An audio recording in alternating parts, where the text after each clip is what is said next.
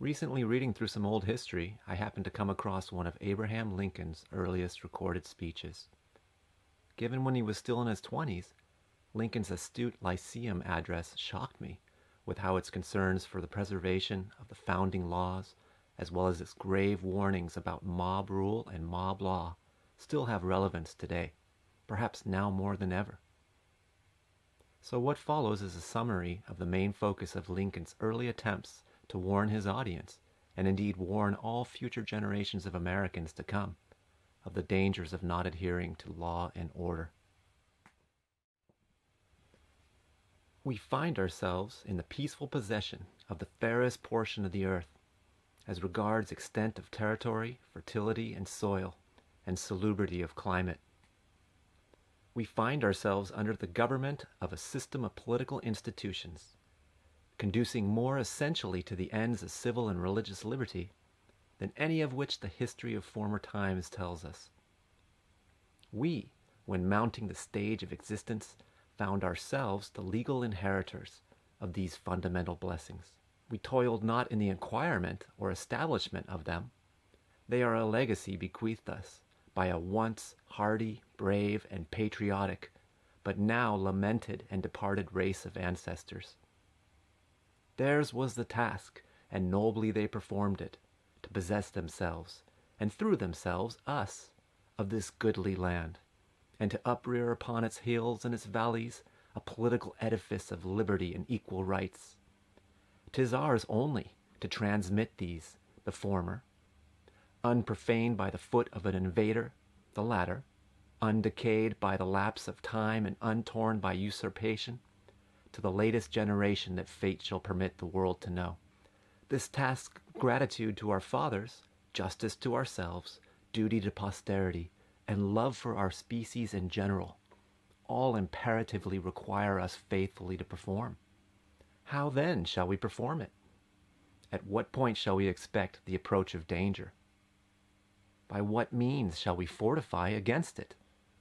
Shall we expect some transatlantic military giant to step the ocean and crush us at a blow? Never. All the armies of Europe, Asia, and Africa combined, with all the treasure of the earth, our own excepted, in their military chest, with a Bonaparte for a commander, could not by force take a drink from the Ohio, or make a track on the Blue Ridge, in a trial of 1,000 years. At what point, then, is the approach of danger to be expected? I answer, if it ever reach us, it must spring up amongst us. It cannot come from abroad. If destruction be our lot, we must ourselves be its author and finisher. As a nation of free men, we must live through all time or die by suicide. I hope I am over-wary, but if I am not, there is even now something of ill omen amongst us. I mean the increasing disregard for law which pervades the country, the growing disposition to substitute the wild and furious passions in lieu of the sober judgment of the courts, and the worse than savage mobs for the executive ministers of justice. This disposition is awfully fearful in our community, and that it now exists in ours, though grating to our feelings to admit, it would be a violation of truth and an insult to our intelligence to deny. Accounts of outrages committed by mobs form the everyday news of the times. But you are, perhaps, ready to ask, what has this to do with the perpetuation of our political institutions? I answer, it has much to do with it. The innocent, those who have ever set their faces against violations of law in every shape, alike with the guilty, fall victims to the ravages of mob law. And thus it goes on, step by step, till all the walls erected for the defense of the persons and property of individuals are trodden down and disregarded.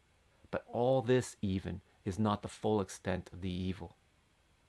By such examples, by instances of the perpetrators of such acts going unpunished, the lawless in spirit are encouraged to become lawless in practice, and having been used to no restraint, but dread of punishment, they thus become absolutely unrestrained.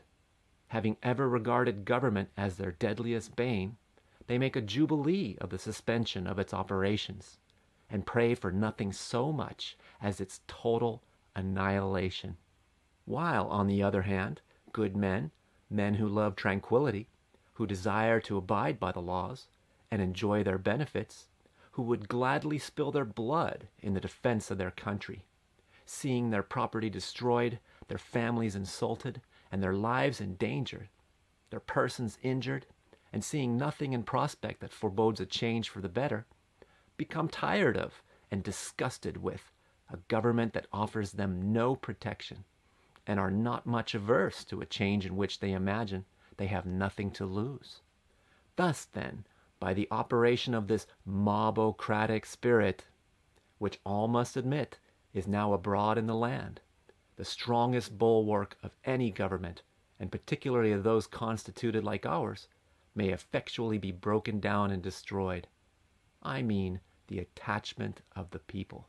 Whenever this effect shall be produced among us, whenever the vicious portion of population shall be permitted to gather in bands of hundreds and thousands, and burn churches, ravage and rob provision stores, throw printing presses into rivers, shoot editors, and hang and burn obnoxious persons at pleasure and with impunity, depend on it, this government cannot last.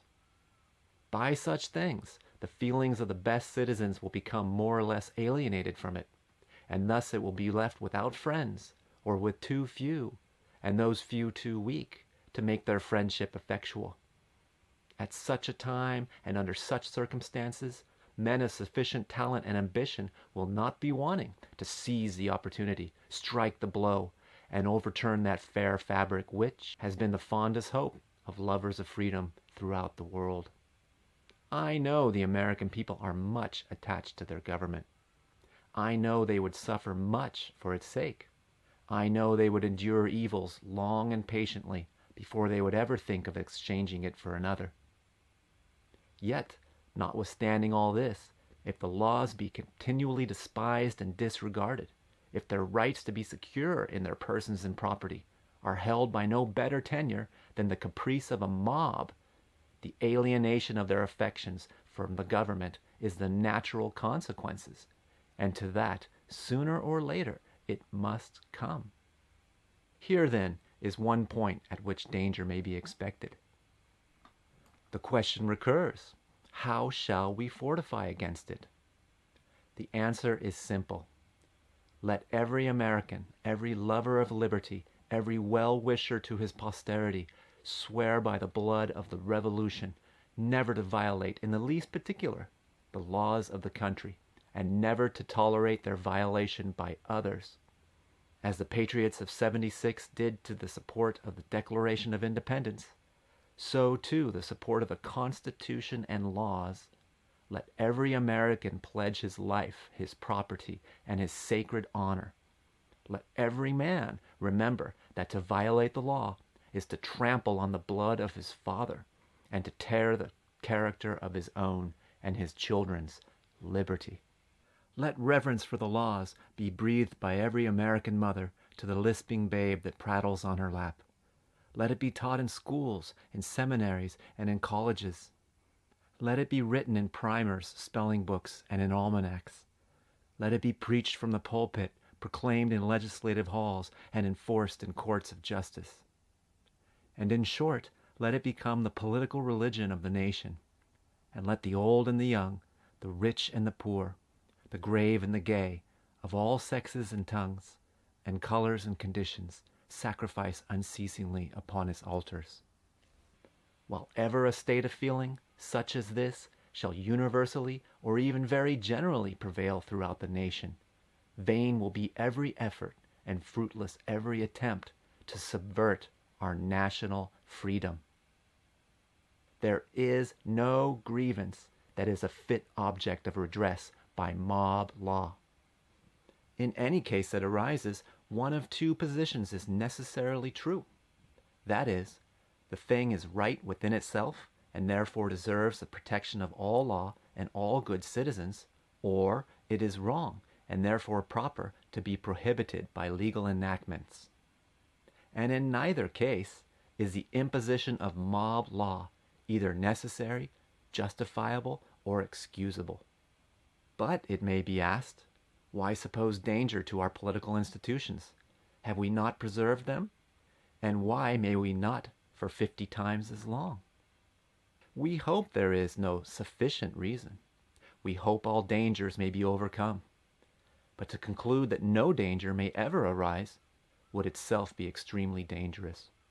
There are now, and will hereafter be, many causes dangerous in their tendency, which have not existed heretofore, and which are not too insignificant to merit attention.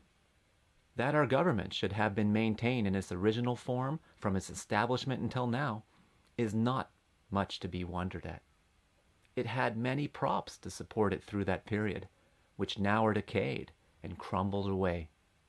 Through that period it was felt by all to be an undecided experiment. Now it is understood to be a successful one. Then all that sought celebrity and fame and distinction expected to find them in the success of that experiment. Their all was staked upon it. Their destiny was inseparably linked with it. Their ambition aspired to display before an admiring world a practical demonstration of the truth of a proposition which had hitherto been considered, at best no better than problematical, namely, the capability of a people to govern themselves. They succeeded.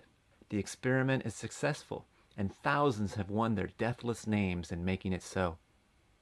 But the game is caught, and I believe it is true that with the catching and the pleasures of the chase, this field of glory is harvested, and the crop is already appropriated. But new reapers will arise, and they too will seek a field. It is to deny what the history of the world tells us is true, to suppose that men of ambition and talents will not continue to spring up amongst us. And when they do, they will as naturally seek the gratification of their ruling passion, as others have so done before them.